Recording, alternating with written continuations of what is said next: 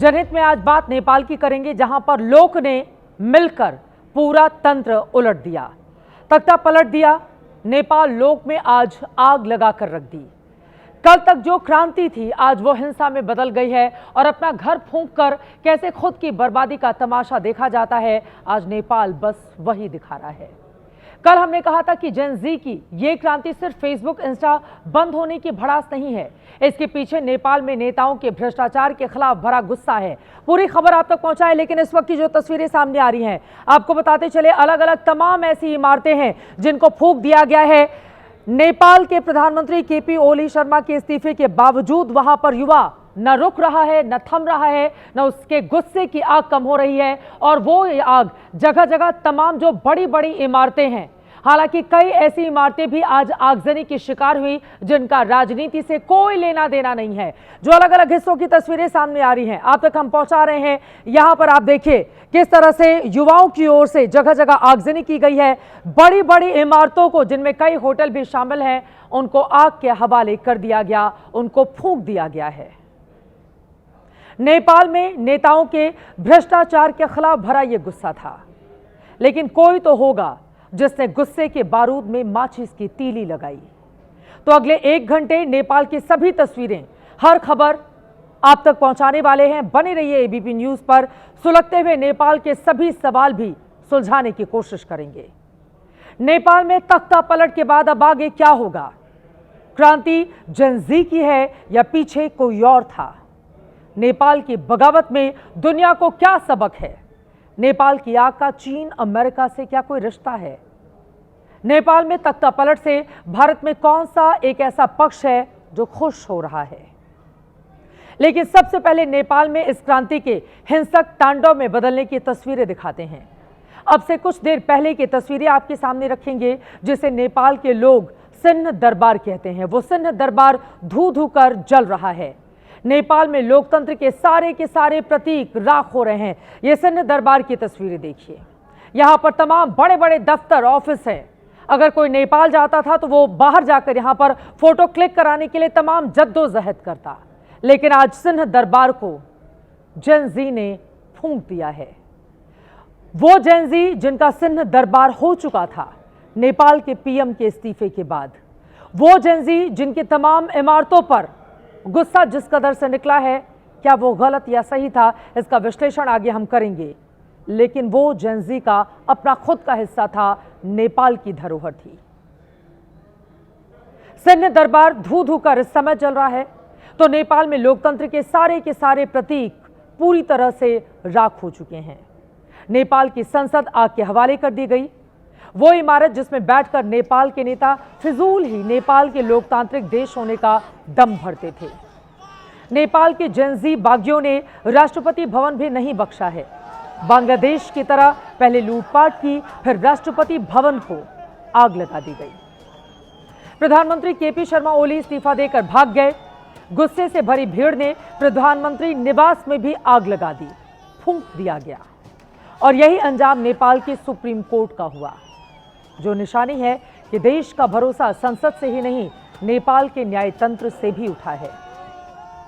आपने दुनिया भर के विद्रोह देखे हैं। श्रीलंका और बांग्लादेश में नंगा नाच तो हाल ही में देखा, लेकिन किसी पूर्व प्रधानमंत्री को भीड़ से पिटते आपने नहीं देखा होगा। नेपाल में विद्रोही भीड़ आज सारी हदें तोड़कर पूर्व प्रधानमंत्रियों और मंत्रियों के घर में घुस गई। पीएम ओली तो इस्तीफा देकर हेलीकॉप्टर से उड़ गए। वो हाथ नहीं लगे तो भीड़ ने उनके घर में आग लगा दी। पूर्व प्रधानमंत्री शेर बहादुर देउबा हाथ चढ़ गए। उनकी उम्र 80 साल की है, कई बार नेपाल के प्रधानमंत्री बने। आज उन्हें इसी जेन जी ने मार मार कर, पीट पीट कर लहूलुहान कर दिया। उनकी पत्नी जिनकी उम्र 63 साल की है, उनको भी जबरदस्त तरीके से पीटा गया। सेना ने बड़ी मुश्किल से भीड़ से छुड़ाया उन्हें। एक और पूर्व प्रधानमंत्री झालानाथ खनल के घर में भी आग लगा दी गई, जिसमें उनकी पत्नी राज्य लक्ष्मी चित्रकार जिंदा जल गईं। उनकी मौत हो गई। पूर्व प्रधानमंत्री प्रचंड घर पर नहीं मिले तो उनका घर फूंक दिया गया। और अब ये तस्वीर देखिए, सीने पर लात खाने के बाद गिरता हुआ जो व्यक्ति आप देख रहे हैं, क्या आप विश्वास करेंगे कि नेपाल के वित्त मंत्री विष्णु पौडेल हैं? नेपाल सरकार में ताबड़तोड़ इस्तीफे हुए तो विष्णु पौडेल ने भी इस्तीफा दे दिया, लेकिन भीड़ के लिए यह नाकाफी था। घर में घुसी भीड़ इन्हें जान से मारने पर आमादा थी और ये सब कुछ सड़क पर हुआ है। नेपाल में कल तक जो हुआ वो विद्रोह था, क्रांति थी, लेकिन अब जो हो रहा है वो ठेठ अराजकता है। प्रधानमंत्री के इस्तीफे के बाद देश की कमान यकीनन जेन ज़ी के हाथों में आ ही गई। उसके बाद भी अराजकता क्यों? क्या ये क्रांति अब पटरी से उतर चुकी है और देश को जलाकर भस्म कर देने पर आमादा है अपने ही देश को? नेपाल एक प्यारा सा देश जिसके हर तकलीफ हमें हिंदुस्तान को, भारत को महसूस होती है। माँ बेटी के रिश्ते वाले नेपाल से हमारा भावनात्मक रिश्ता है, लेकिन इस समय धू धू कर जल रहे नेपाल की तस्वीरें हमें विचलित कर रही हैं, परेशान करती हैं। अब तक 24 युवाओं की जान जा चुकी है इस हिंसा में। 500 से ज्यादा लोग घायल हुए हैं, ज्यादातर युवा ही हैं। ओली सरकार ने 26 सोशल प्लेटफॉर्म पर बैन का फैसला हटा लिया। इसके बावजूद आज सुबह से ही हिंसा भड़की। काठमांडू में भीड़ ने पूर्व प्रधानमंत्री देउबा के बेटे के 5 स्टार हिल्टन होटल में आग लगा दी।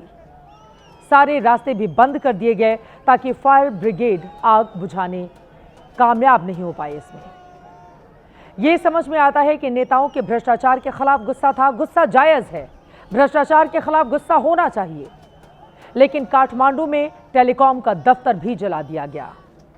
नेताओं के भ्रष्टाचार को लेकर गुस्सा था, लेकिन ऐसी दर्जनों इमारतों में आग लगा दिया गया जो किसी नेता की नहीं बल्कि सरकार की प्रॉपर्टी है, नेपाल की अपनी संपत्ति है, नेपाल के इसी जेन ज़ी की संपत्ति है।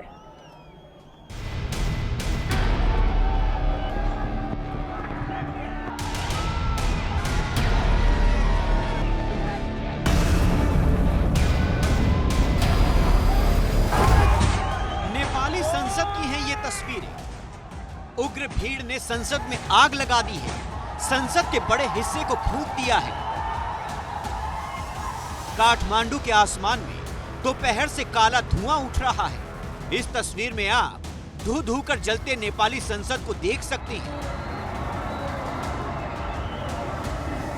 बड़ी संख्या में प्रदर्शनकारी संसद की छत पर चढ़ गए, एक तरीके से कब्जा कर लिया।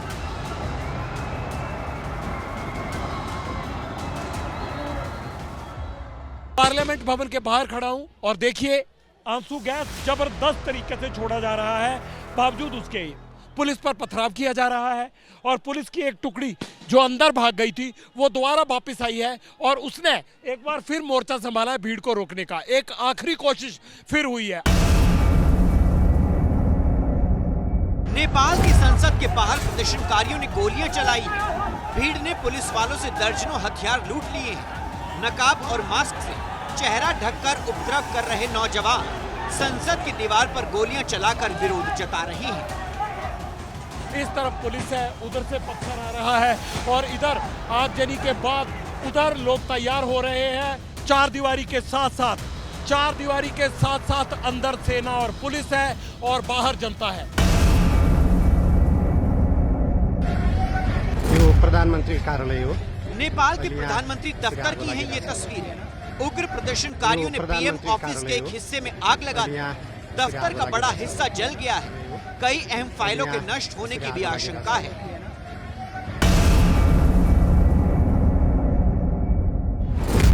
हजारों की उग्र भीड़ ने दोपहर में नेपाल के सुप्रीम कोर्ट को घेर लिया।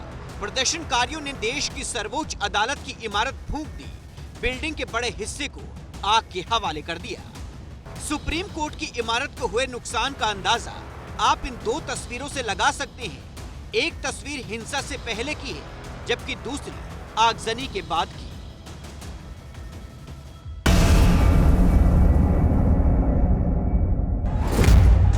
नेपाल में प्रदर्शनकारियों ने राष्ट्रपति रामचंद्र पौडेल के घर में भी हंगामा किया। बड़ी संख्या में उपद्रवी राष्ट्रपति भवन में घुस गए। घर के अंदर और बाहर दोनों जगह तोड़फोड़ की गई।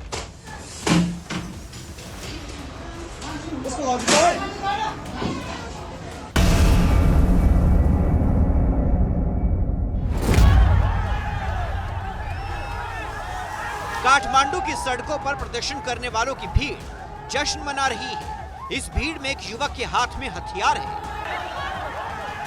जो एक पुलिस वाले से भीड़ ने छीना है। पुलिस वालों से हथियार छीनकर जश्न मनाते हुए जनजी की तस्वीरें आप देख रहे थे।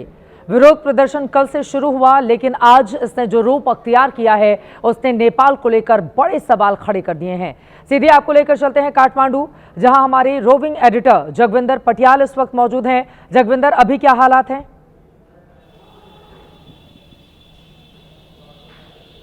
देखिए, अभी एक तरह से शांति जरूर है, लेकिन लोग सड़कों पर घूम रहे हैं और सरकारी बिल्डिंगों को, सरकारी गाड़ियों को निशाना बनाया जा रहा है।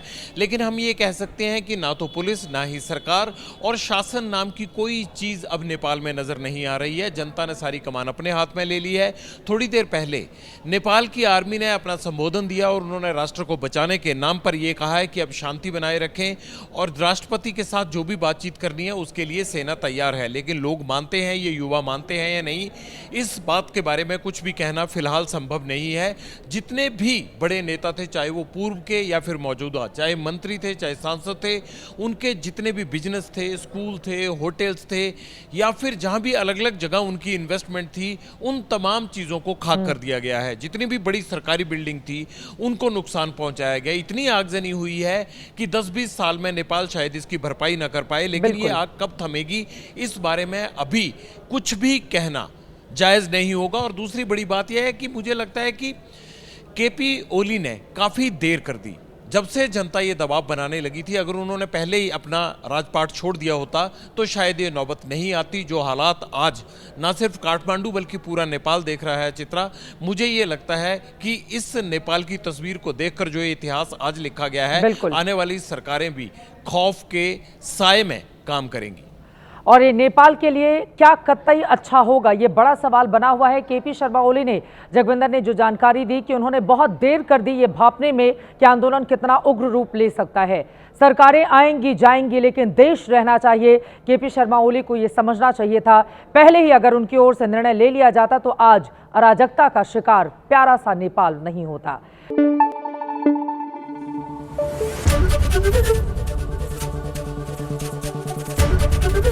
एबीपी न्यूज आपको रखे आगे।